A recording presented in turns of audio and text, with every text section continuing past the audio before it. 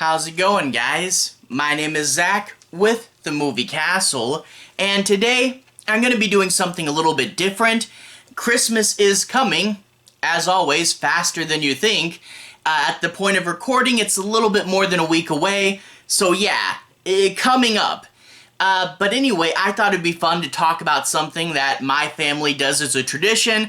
I've done it for a long time now, so I'm going to be talking about the White Elephant Gift Exchange game, not just covering the basic rules, I'll do that really quick at the beginning, but also the little intricacies of trying to buy a gift for someone who you don't really know it's going to go to.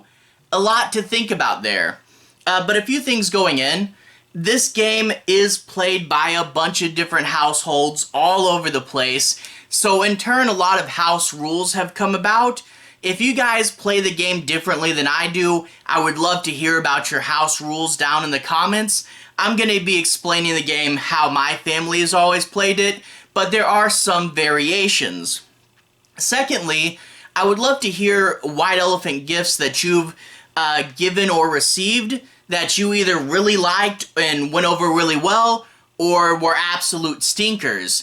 I would like to hear this because I kind of want a White Elephant gift ideas guide, because like I said, it's hard to know what other people are going to think of a gift, and in turn, if we kind of build this guide, it can be a lot easier to shop because White Elephant gifts are kind of hard to shop for. So what gift worked and what gift didn't? I'd be curious to know.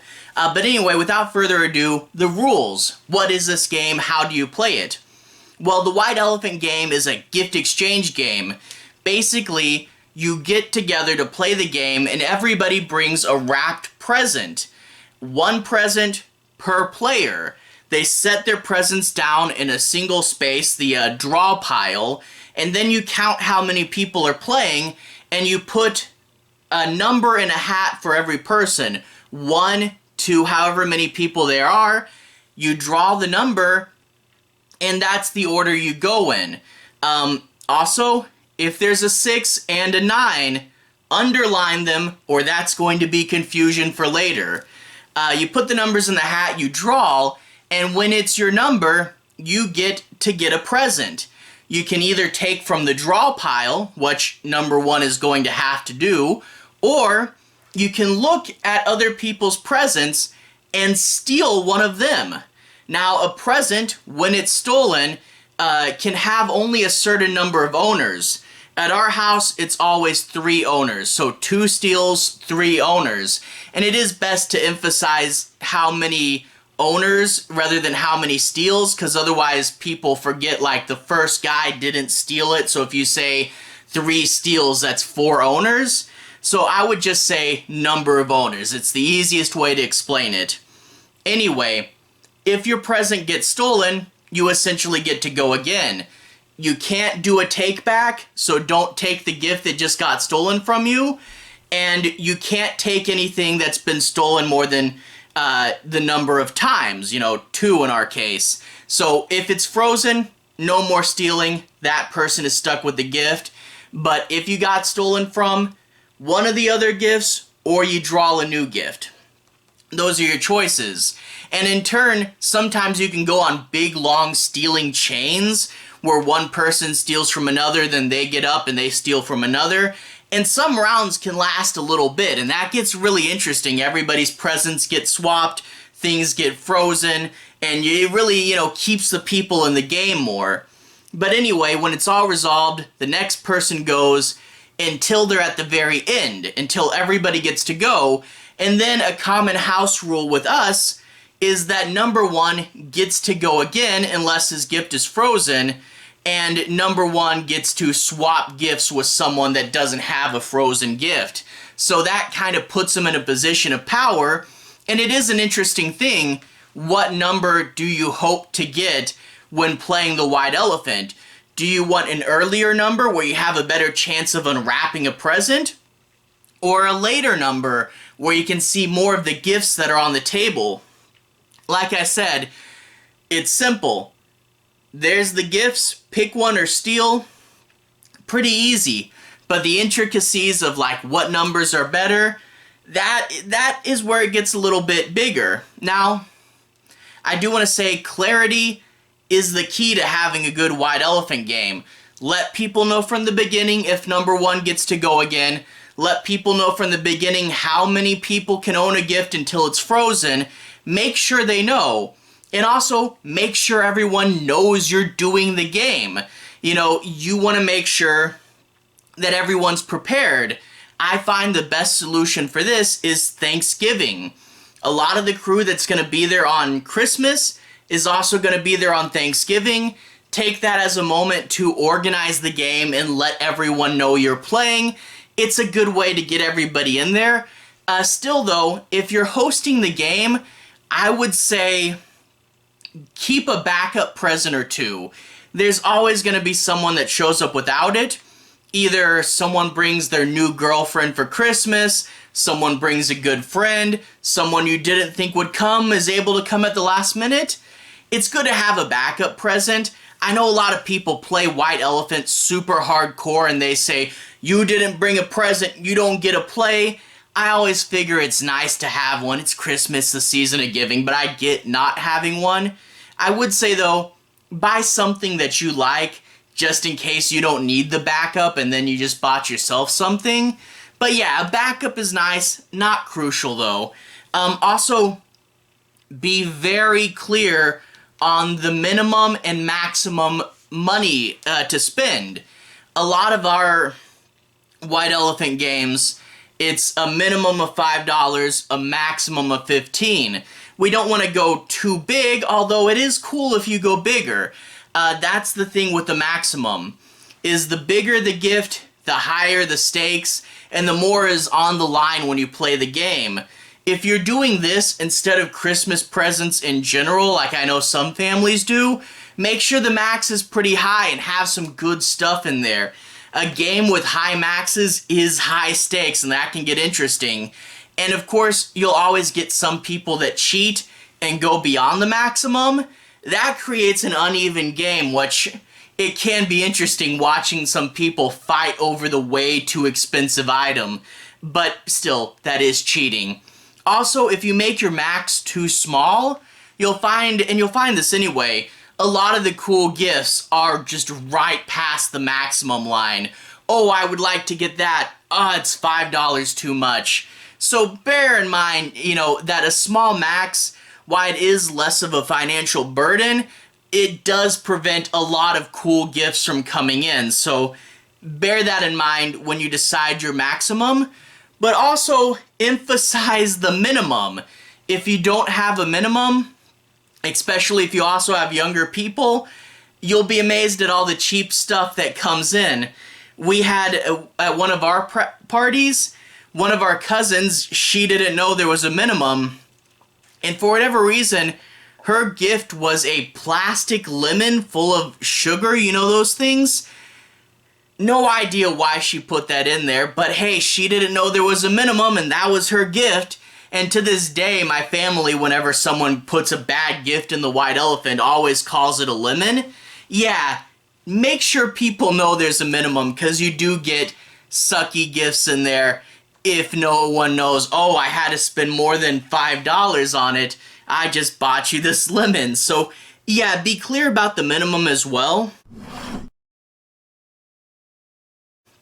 But yeah, White Elephant gifts, going more into the intricacies, are really hard to buy for.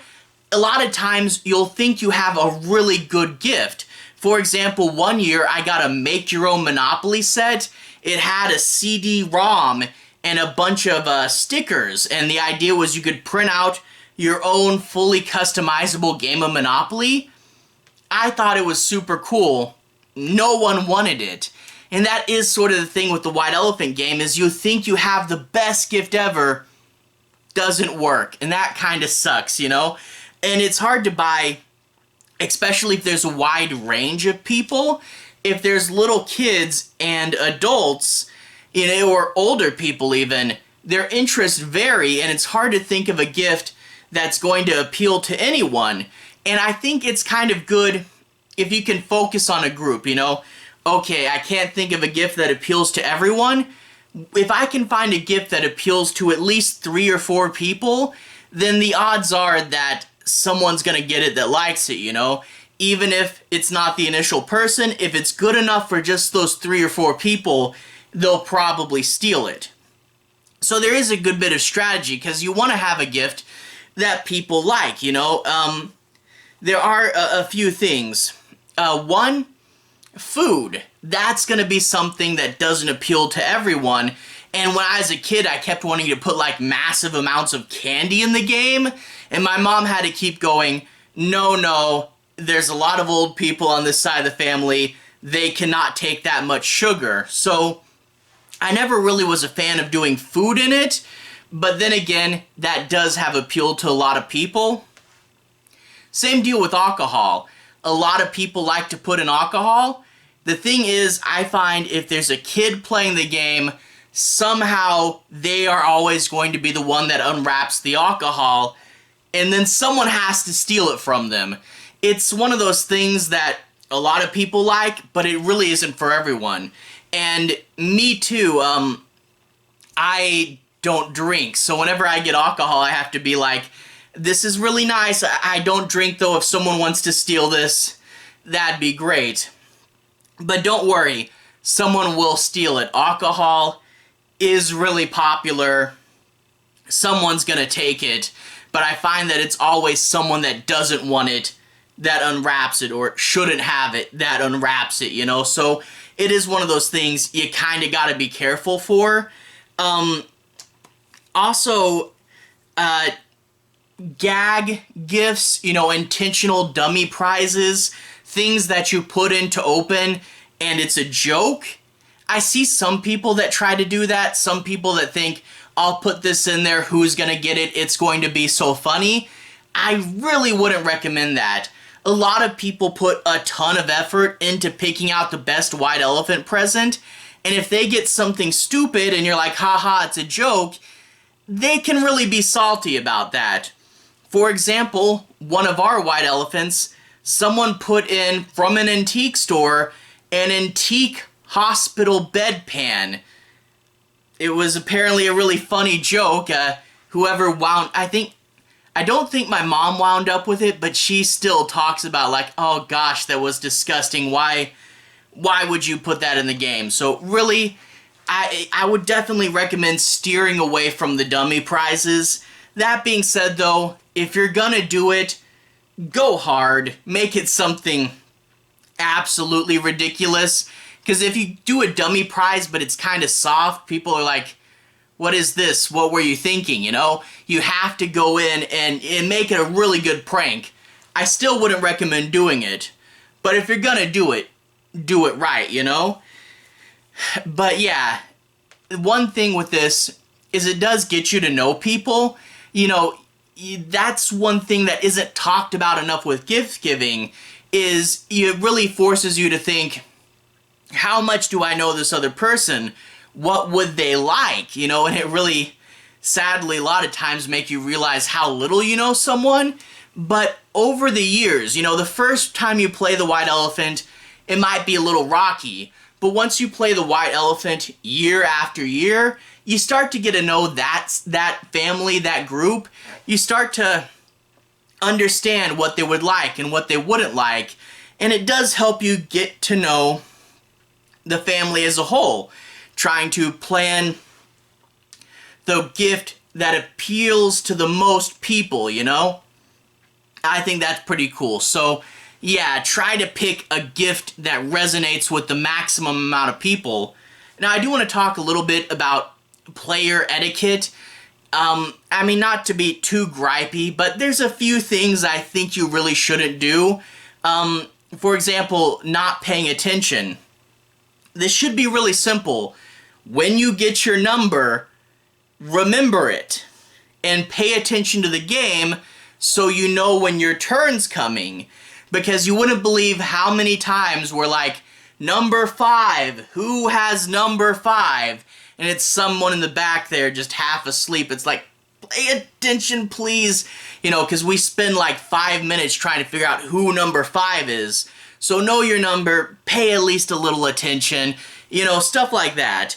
Also, one thing that really bugs me, and this happens to me a lot, don't tell people what to pick. I really don't like it, because I'll get up there, and part of the game is looking at the bags and trying to guess what might be in there, and you want to pick the best one.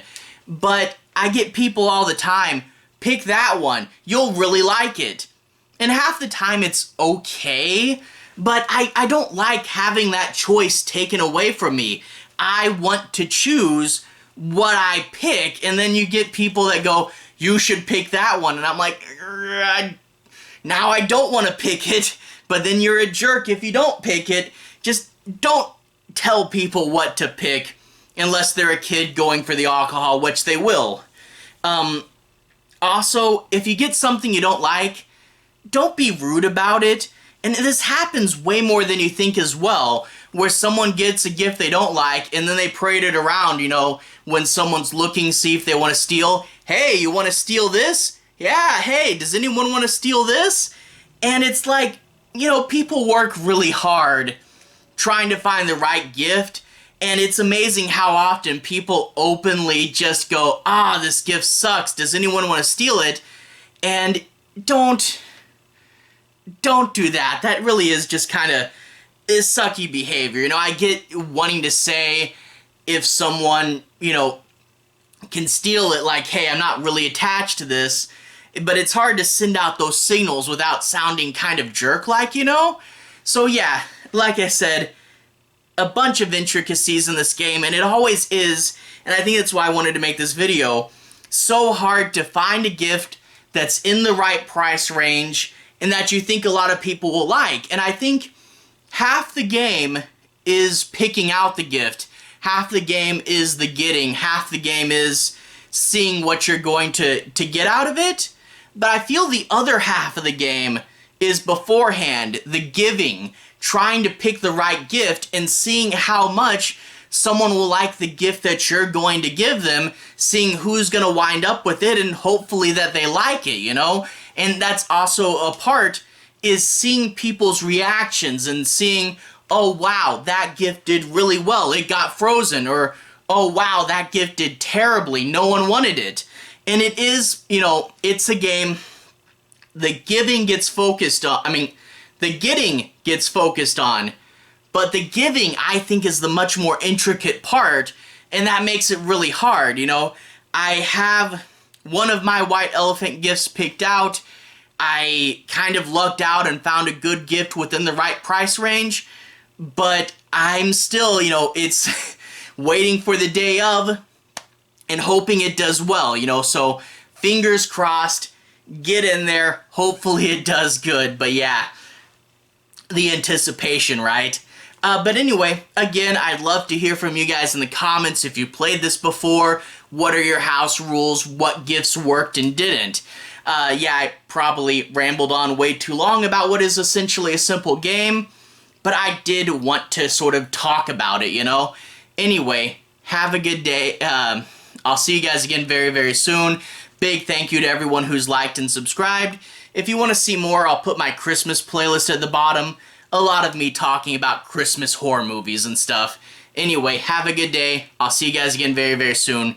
Christmas playlist on the bottom. Have a good day now.